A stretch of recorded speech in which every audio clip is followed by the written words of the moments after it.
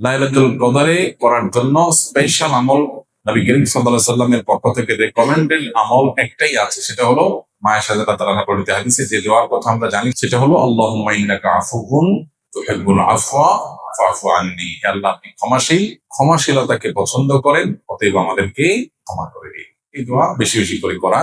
এর বাইরে আমরা জিকির, আজকার, তাসবিহ, কোরআন তেলাওয়াত, দোয়া, রোনাজারি এগুলোর মাধ্যমে পুরো রাত অতিবাহিত করার চেষ্টা করবো ইনশাআল্লাহ। রোজা রেখে সবচেয়ে গুরুত্বের সাথে যে বিষয়টা খেয়াল করা দরকার, সেটা হলো সকল প্রকার গুনাহ থেকে বেঁচে থাকা। আমি রোজা আছি, আমি গীবত করবো না, আমি রোজা আছি ঝগড়া করবো না, আমি রোজা আছি গালমন্দ করবো না, আমি রোজা আছি মিথ্যা কথা বলবো না, আমি রোজা আছি হারাম কোনো জিনিস ফেসবুকে, ইউটিউবে, মোবাইলের বাইরে, অফলাইনে, অনলাইনে কোনোভাবেই দেখবো না। এই জিনিসটা হলো রোজার মধ্যে সবচেয়ে গুরুত্বের সাথে আমাদের করা দরকার। আমরা বেশিরভাগ মানুষ নফল আমল করি, ফরজের খবর নেই। আমরা কোরআন তেলাওয়াত করি, আমরা ওয়াজ শুনি, আমরা জিকির আজকার করি, কিন্তু আমি মোবাইলে খারাপ জিনিস দেখি, ভিডিও দেখি, মিউজিক শুনি, ইচ্ছায় অনিচ্ছায় আমার জ্ঞাতসারে গুনাহ করি, তাহলে আমার রোজা পুরো ফজিলতটা নষ্ট হয়ে যায়। নবী সাল্লাল্লাহু আলাইহি ওয়াসাল্লাম বলেছেন, রুব্বা সাইমিন লাইসা লাহু মিন সিয়ামিহি ইল্লাল জু'। বহু রোজাদার আছে, রোজা থেকে উপোস থাকা ছাড়া তার কোনো উপকার হয় না। সেজন্য এই জিনিসটা খেয়াল করা দরকার। আর এর পাশাপাশি নফল আমলের ভিতরে সবচেয়ে বেশি করণীয় কোনটা, যদি সেটা বলেন তাহলে বলবো রমজান মাসে কোরআনে কারীমের প্রতি আমাদের বিশেষ গুরুত্ব থাকা উচিত। এর বাইরে দোয়াটা বেশি বেশি পরিমাণে করা দরকার আমাদের। শবে কদর পাওয়ার সহজ উপায় কি? শবে কদরের রাত যেহেতু একেবারেই চূড়ান্ত ভাবে ফিক্সড কোন রাত নয়, সেজন্য শবে কদর পাওয়ার উপায় হলো রমজানের শেষ দশকের প্রত্যেকটা রাতে ইবাদত করা। প্রত্যেকটা রাতে ইবাদত করার যদি সুযোগ না হয়, তাহলে কমপক্ষে বেজোড় রাতগুলোতে ইবাদত করা। নবী সাল্লাল্লাহু আলাইহি ওয়াসাল্লাম বলেছেন, তাহাররাউ লাইলাতুল কদরি ফিল বিদরি মিনাল আশরিল আওয়াখিরি মিন রমাদান। রমজানের শেষ দশকের বেজোড় রাতগুলোতে তোমরা কদর তালাশ করবে। তার মানে এর মধ্যে যে কোনোটা হতে পারে। আল্লাহ তাআলা বিষয়টা একটু উজ্জ্বল রেখেছেন কেন? হাফেজ ইবনে হাজার আসকালানী রাহমাতুল্লাহ আলাইহি বিশ্ববিখ্যাত হাদিস ব্যাখ্যাতা, হাদিস বেত্তা, তিনি সহিহ বুখারীর বিখ্যাত ব্যাখ্যা গ্রন্থ ফাথুল বারীতে লিখেছেন যে আল্লাহ রাব্বুল আলামিন লাইলাতুল কদর নির্দিষ্ট একটা রাতকে ফিক্সড করে না দিয়ে, এই যে শেষ দশক আবার বেজোড় রাতগুলোর মধ্যে সম্ভাবনা বেশি, এটা করেছেন যাতে করে আমরা বেশ কয়েকটা রাত ধরে ইবাদত করতে পারি। এখন মনে হতে পারে এটা তো আমাদের কষ্ট হচ্ছে, আমাদের জন্য বোঝা হলো, ফিক্সড হলো তো আমাদের জন্য সহজ হয়ে যেত। মরার পর যখন আমল নামা হাতে পাবো, তখন মনে হবে ইস, এই লাইলাতুল কদর আল্লাহ শেষ 10 রাতের মধ্যে রেখেছেন। পুরো রমজান রাখতেন তাহলে 30 রাত ধরে ইবাদত করতে পারতাম, কারণ তখন লাভটা চোখে আসবে এবং দেখা পড়বে। এই জন্য লাইলাতুল কদরের জন্য শেষ সাথে বেশি বেশি ইবাদত করতে হবে। এটা হলো লাইলাতুল কদর পাওয়ার সহজ উপায়। আরেকটা সহজ উপায় আছে, সেটা হলো ইতিকাফ, যেটা এতক্ষণ বললাম। আপনি মসজিদে যদি ইতিকাফ করেন, তাহলে লাইলাতুল কদর পাওয়াটা এমনিতেই সহজ হয়ে যাবে।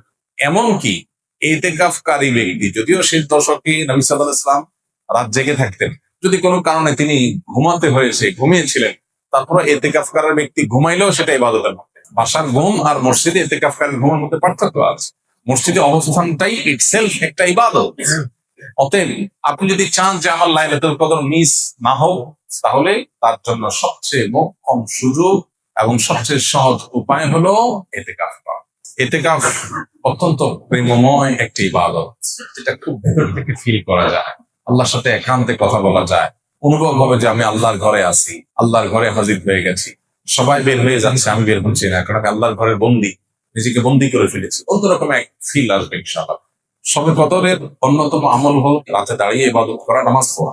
এই জন্য আমরা লাইলাতুল কদরে ইনশাআল্লাহ তৌফিক অনুযায়ী দুই রাকাত করে করে লম্বা লম্বা কেরাত, লম্বা লম্বা রুকু, লম্বা লম্বা সিজদা দিয়ে খুব মনোযোগের সাথে দীর্ঘ সময় নিয়ে আমরা নামাজ আদায় করার চেষ্টা করব। এটাই হলো লাইলাতুল কদরের নামাজ। এর কোনো রাকাত সংখ্যা নাই যে এত রাকাত পড়তে হবে, যার যতটুকু তৌফিক হয়, 2 রাকাত, 4 রাকাত, 6 রাকাত, 8 রাকাত তারাবির পরে রাত ভর আমরা সেই নামাজগুলো পড়তে থাকবো ইনশাআল্লাহ। নামাজের পাশাপাশি লাইলাতুল কদরে করার জন্য স্পেশাল আমল নবী করিম সাল্লাল্লাহু আলাইহি সাল্লামের পক্ষ থেকে রেকমেন্ডেড আমল একটাই আছে, সেটা হলো মায়ের সাথে তারা বর্ণিত হাদিসে যে দোয়ার কথা আমরা জানি, সেটা হলো আল্লাহুম্মা ইন্নাকা আফুউন তুহিব্বুল আফওয়া ফাফু আন্নি। হে আল্লাহ, আপনি ক্ষমাশীল, ক্ষমাশীলতাকে পছন্দ করেন, অতএব আমাদেরকে ক্ষমা করে দিন। এই দোয়া বেশি বেশি করে করা।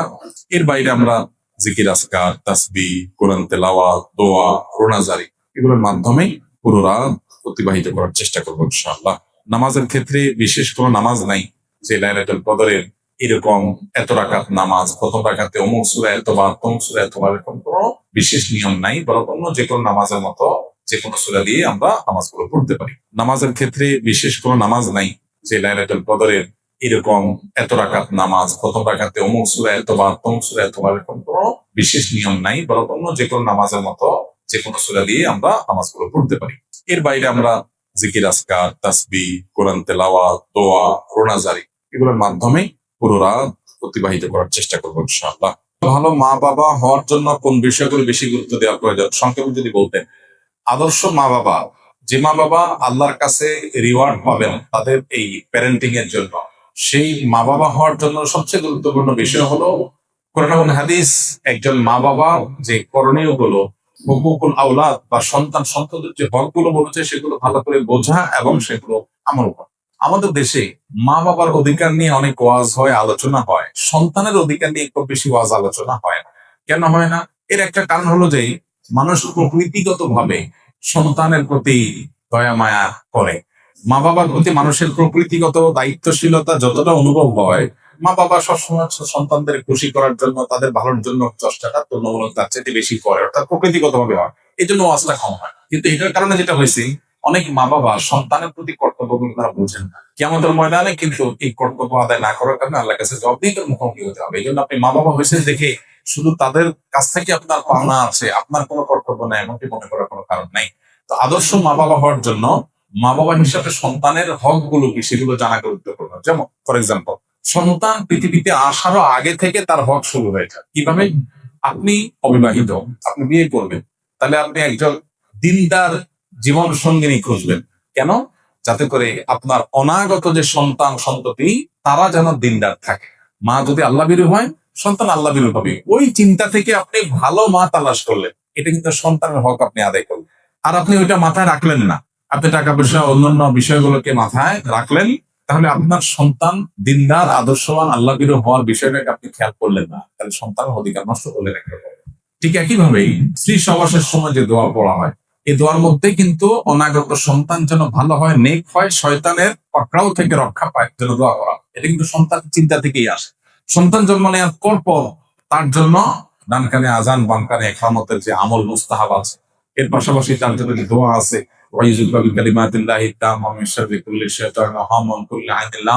শয়তান থেকে পানা চাওয়া পাওয়া, সন্তানের অধিকার, তাকে ভালো রাখার চেষ্টা, সন্তানের একটা সুন্দর অর্থবহ নাম নির্বাচন করা, এটাও তাকে ভালো মানুষ হওয়ার প্রত্যাশা থেকে রাখা। সেই সাথে সন্তানকে শুরুতে দিন দেওয়া, আল্লাহর সাথে পরিচয় করানো, আখিরাত মুখী করা, তার মধ্যে ঈমান বিল করা, তৈরি করা, এর পাশাপাশি তার ভরণ পোষণ আদার সব বিষয় দেখা। আমরা সন্তানের অধিকার বলতে বুঝি তাদের শার্ট প্যান্ট দেওয়া, তাদের ভরণ পোষণ দেওয়া, এটা তাদের অধিকার বটেই। এটার বাইরে আরো অনেক কর্তব্য আছে। এর মধ্যে একটা গুরুত্বপূর্ণ বিষয় হলো সন্তানদের মধ্যে ইনসাফ করা, বৈষম্য না করা। যখন কিছু দিবেন সবাইকে সমান হারে দিবেন। তো সন্তানের প্রতি এই সমস্ত কর্তব্যগুলো যদি আপনি জানেন এবং কর্তব্য সচেতন হন, ইনশাআল্লাহ আপনি আল্লাহর খাতায়, আল্লাহ রসুলের দৃষ্টিতে আপনি আদর্শ বাবা এবং মা হতে পারবেন। আল্লাহ আমাদেরকে তৌফিক দান করুন। শবে কদরের নামাজ ও দোয়া আছে কিনা? শবে কদরের অন্যতম আমল হলো রাতে দাঁড়িয়ে ইবাদত করা, নামাজ পড়া। এই জন্য আমরা লাইলাতুল কদরে ইনশাআল্লাহ তৌফিক অনুযায়ী দুই রাকাত করে লম্বা লম্বা কেরাত, লম্বা লম্বা রুকু, লম্বা লম্বা সিজদা দিয়ে খুব মনোযোগের সাথে দীর্ঘ সময় নিয়ে আমরা নামাজ আদায় করার চেষ্টা করব। এটাই হলো লাইলাতুল কদরের নামাজ। এর কোনো রাকাত সংখ্যা নাই যে এত রাকাত পড়তে হবে, যার যতটুকু তৌফিক হয়, 2 রাকাত, 4 রাকাত, 6 রাকাত, 8 রাকাত তারাবির পরে রাত ভর আমরা সে নামাজগুলো পড়তে থাকবো ইনশাআল্লাহ। নামাজের পাশাপাশি লাইলাতুল কদরে করার জন্য স্পেশাল আমল নবী করিম সাল্লাল্লাহু আলাইহি সাল্লামের পক্ষ থেকে রেকমেন্ডেড আমল একটাই আছে, সেটা হলো মায়ের সাথে তারা পড়িতে হাদিসে যে দোয়ার কথা আমরা জানি, সেটা হলো আল্লাহুম্মা ইন্নাকা আফুউন তুহিব্বুল আফওয়া ফাফু আননি। হে আল্লাহ, আপনি ক্ষমাশীল, ক্ষমাশীলতাকে পছন্দ করেন, অতএব আমাদেরকে ক্ষমা করে দিন। এই দোয়া বেশি বেশি করে করা। এর বাইরে আমরা জিকির, আজকার, তাসবিহ, কোরআন তেলাওয়াত, দোয়া, রোনাজারি এগুলোর মাধ্যমে পুরো রাত অতিবাহিত করার চেষ্টা করবো ইনশাআল্লাহ। নামাজের ক্ষেত্রে বিশেষ কোনো নামাজ নাই যে লাইলাতুল কদরের এরকম এত রাকাত নামাজ, প্রথম রাকাতে অমুক সূরা এতবার, তমুক সূরা এতবার, এরকম কোনো বিশেষ নিয়ম নাই, বরং অন্য যে কোনো নামাজের মতো যে কোনো সূরা দিয়ে আমরা নামাজগুলো পড়তে পারি। রমজানে কোনো ব্যক্তি হঠাৎ এমন অসুস্থ হয়ে গেল যে সাহারি খেয়ে রোজা রাখতে পারবে না, সেক্ষেত্রে ওই ব্যক্তির রোজার কাফারা কি হবে? কারণ যদি আসলে রোজা রাখার মতো সামর্থ্য না থাকে, তাহলে তার কাফারা হবে যে তিনি এই রোজার জন্য পরবর্তীতে রোজা রাখবেন। আল্লাহ বলেছেন, ফামান কানা মিনকুম মারিদান আও আলা সাফারিন ফাইদ্দাতুন মিন আইয়ামিন উখরা, যে ব্যক্তি অসুস্থ হবে অথবা সফরে থাকবে সে অন্য সময় সে রোজা রেখে দিলে আদায় হয়ে যাবে, গুনাহ হবে না। কিন্তু অসুস্থতাটা এমন লেভেলের অসুস্থতা হইতে হবে যে এই অসুস্থ অবস্থায় তার রোজা রাখার কোনো সুযোগ নাই, রাখতে তার জীবনহানি বা অসহনীয় কষ্ট হবে। হালকা একটু জ্বর হলো, একটু সর্দি হলো, একটু পেট খারাপ হলো, আর এমনি রোজা ভেঙে ফেললাম, ঠুনকো অজুহাতে রোজা ভাঙা যাবে না। রমজানের তারাবির টাকা উল্লেখ করে মসজিদে টাকা তোলা হয়, এটা শরিয়া দৃষ্টিকোণ থেকে সঠিক কিনা এটা আমরা এর আগে বারবার বলেছি। তারাবিতে বিশেষ করে হাফেজরা কোরআন তেলাওয়াত শুনিয়ে টাকা গ্রহণ করা জায়েজ নাই, দেওয়াও জায়েজ নাই। হ্যাঁ, হাফেজরা যেহেতু রমজানের মসজিদে তারা তারাবি না ওয়াক্তিয়া নামাজও তাদের পড়াইতে হয়, সেক্ষেত্রে ওয়াক্তিয়া নামাজের ইমাম হিসেবে তাদেরকে নিয়োগ দিয়ে নিয়মতান্ত্রিক ভাবে বেতন দেন, বোনাস দেন, সেটা ঠিক আছে, এবং সেটার জন্য টাকা নিলেও অসুবিধা নেই। রমজানে ফজরের নামাজ পড়ে ঘুমায় কেন সবাই, যেখানে অন্যদিন সমূহে ফজরের নামাজ পড়ে ঘুমাতে নিষেধ করা হয়েছে? ফজরের নামাজের পর ঘুমাতে সরাসরি কোরআন বা হাদিসে নিষেধ করা হয়নি, তবে কোরআন এবং হাদিসের আলোকে ওলামা একরাম সকালের ঘুমকে অনুত্তম বলেন। এর মানে এই না যে সকালের ঘুমটা কোরআন বা হাদিসে পরিষ্কার ভাবে নিষিদ্ধ। একটা সময় নবী সাল্লাল্লাহু আলাইহি ওয়াসাল্লাম ঘুমাতে অপছন্দ করতেন, সেটা হলো মাগরিবের পরে। আয়েশা রাদিয়াল্লাহু তাআলা আনহা বলেছেন, কানা নবী সাল্লাল্লাহু আলাইহি ওয়াসাল্লাম ইয়াকরাহু আন-নাওমা ক্বাবলা আল-ইশা ওয়াল হাদিসা বা'দাহ। নবীজি এশার আগে ঘুমানো অপছন্দ করতেন, আর এশার পরে কথা বলা অপছন্দ করতেন। এশার পরে ঘুম আর এশার আগে কোনো ঘুম না।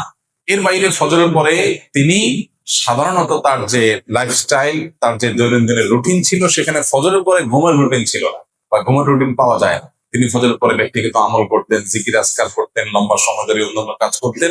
এরপরে তিনি কাইলুলা করতে যেতেন দুপুরে। এটা ছিল তার লাইফস্টাইল। কিন্তু দুর্ভাগ্যজনক বাস্তবতা হলো আমাদের সমাজে, বিশেষ করে আমরা যারা মুসলিম দেশের বাসিন্দা আছি, অদ্ভুত এক জীবন আমাদের। আমরা রাতে দেরি করে শুই, আবার ফজরের পরে শুয়ে থাকি। এটা আমাদের অভ্যাস। পৃথিবীর যত উন্নত দেশ আছে, সেটা পূর্বে হোক পশ্চিমে হোক, গোটা বিশ্ব জুড়েই দেখবেন যে বেশিরভাগ উন্নত দেশগুলোতে মানুষ রাতে তাড়াতাড়ি ঘুমায়, আর ভোরে উঠে কাজ শুরু করে, পড়ালেখা শুরু করে, কোনো ঘুম নাই।